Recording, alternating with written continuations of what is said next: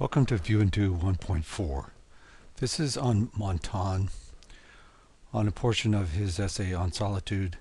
I want to give you a demonstration of what I mean when I say I want you to do a reader's analysis.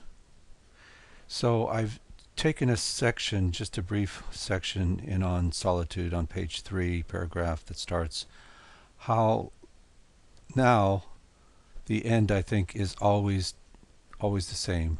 How to live at leisure, in leisure, at our ease. Okay, so here I go. I find his style to be difficult to penetrate at times, but not unattractive. I know I'm not supposed to critique him, but we start with feelings, and the first feeling I have is one of confusion, because the beginning of the essay drops me into the middle of M's pondering thoughts about his topic. What's the effect of this? Confusion, intrigue, speed. So how do I work with this confusion and the quickness? What reading strategy do I use? Okay, I decide to read on and will at some point come back and hope to understand the beginning after I've read into the piece. So come along and I will show you what I mean.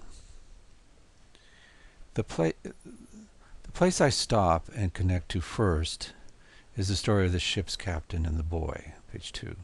It resonates with me for some odd reason.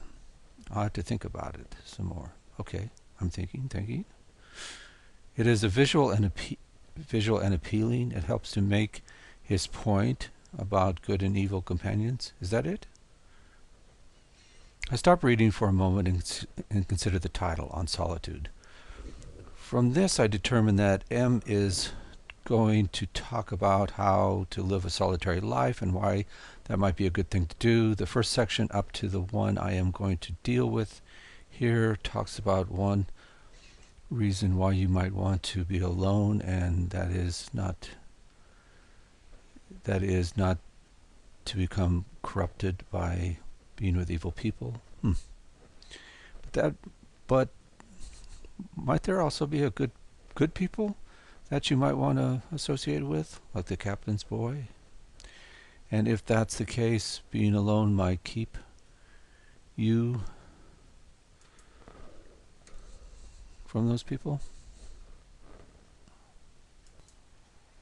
Here is a thought. I guess the genesis of this essay must have been the situation where M was surrounded by evil people. So, yes, what do you do in that case? And that's M's question, I think, for the essay. You go off and be by yourself, and this essay, at least in my first reading of this section, seems to be arguing for the ways you can successfully achieve solitude. But there is more to it than that, right? If the end is to live at our ease, then he seems to be wanting more than just isolation. Could he mean that this solitude has to be productive in some way? But how can solitude be productive? I read on. Then I get to this part where he says, ambition, covetousness, irresolution, fear, and desires do not abandon us just because we have changed our landscape.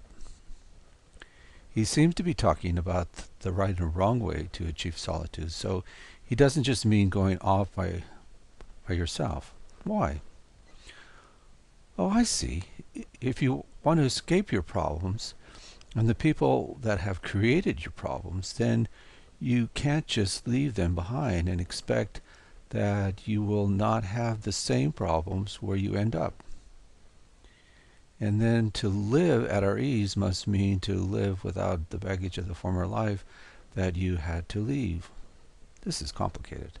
I want to know how he expects to jettison his problems in order to be at this sort of ease, and centuries before psychotherapy.